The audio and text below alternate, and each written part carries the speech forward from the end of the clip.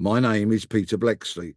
I'm a former Scotland Yard detective, and during my time in the police, I caught many a fugitive who was on the run. Today, a man called Abdul Ezedi remains at large, wanted in connection with a corrosive substance attack that took place in Clapham, South London, on Wednesday evening. It's approaching 40 hours or so since he went on the run, and the police have still not found him.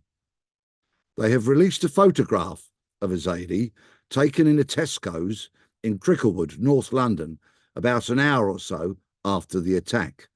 He clearly has a significant injury to the right-hand side of his face, and he's holding a bottle of water. When hunting a fugitive, you're constantly trying to shorten the distance between you and the person that's on the run. So imagine a piece of string that you're trying to reel in and make it shorter, shortening the amount of time between you and that person so that you can finally find them and slap the handcuffs on. Ezedi came to the UK around about 2018 and twice applied for asylum.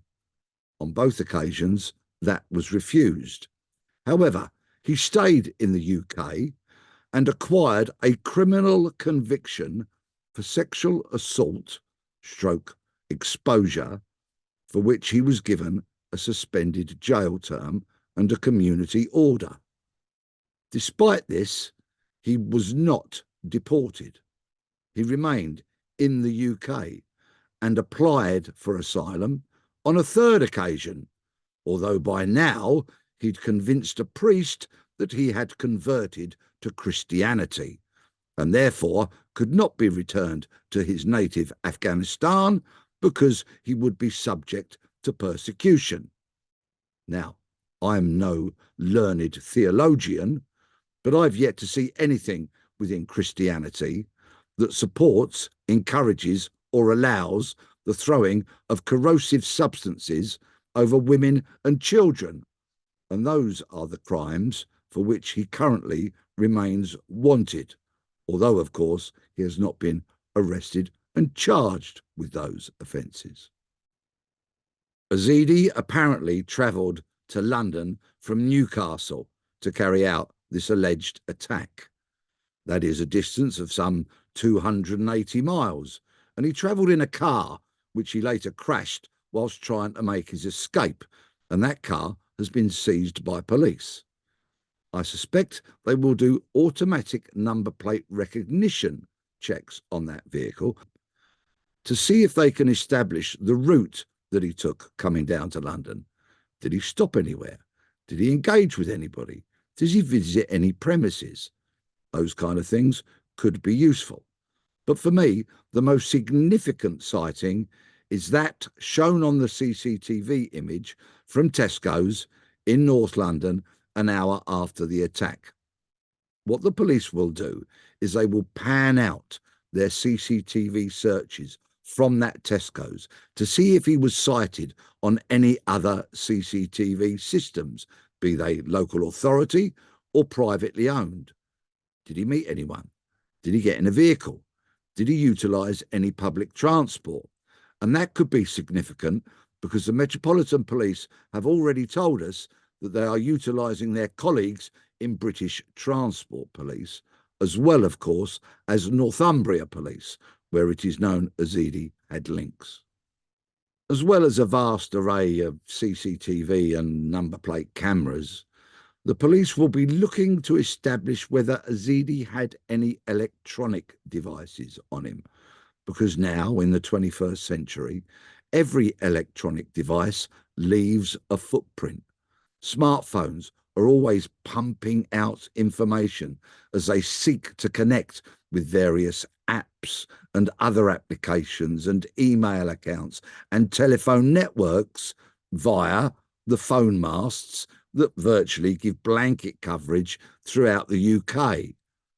If he doesn't have a device and he's not getting any help from a network, then this will make this a more challenging task to find him. And of course, the police have already called upon the public to help by publishing that photograph with the very distinguishable injury upon his face. But the Met have been very clear. If you see him, do not approach this dangerous man, but call 999. If Ezedi has a network of people that are providing him with food, clothing, cash, transport, then he may be able to survive on the run for perhaps a longer period of time. However, anyone foolish enough to afford him assistance in any way will invariably find themselves arrested and charged, because there are a number of offences that might apply: perverting the course of justice, harbouring an offender, and others. So that would be a very foolish thing to do. I'm no medic, I'm only first aid trained, but clearly this injury is going to need treatment. Does he have access to a corrupt doctor who might treat him as he hides away in some hovel, perhaps? Who knows? Once again, anybody rendering him medical assistance would make themselves liable to arrest and quite possibly imprisonment were they to be convicted. Is he desperately in a huge amount of pain, lying under a bush somewhere? Has he lost consciousness? Who knows? This is a huge manhunt. This alleged offender simply has to be found. And once again, if you see him, do not approach, but dial 999. It is sometimes very difficult to get into the mind of an offender, especially when they are carrying out acts that are so beyond the pale, that are so beyond the comprehension of the right-minded person, that it's difficult to guess their next steps. It would appear there was an element of planning in committing the offence, because he travelled a considerable distance to carry out this ghastly alleged attack. Had he made a plan for getting away? I'm not so sure. We will see as time moves on, and for however long he remains on the run. But an all ports warning has been issued, so if he turns up with this hugely distinguishable injury at any airport, ferry port, airstrip, railway station and the like, he should be swiftly identified. I'm sure he is a desperate man. He has committed, allegedly, vile crimes. He will know that his future is surely an extremely lengthy jail term. Bearing in mind all of those things, he is clearly desperate and dangerous. I sincerely hope that the next message that pings into my phone is somebody telling me that he has been found and the handcuffs have been slapped on him.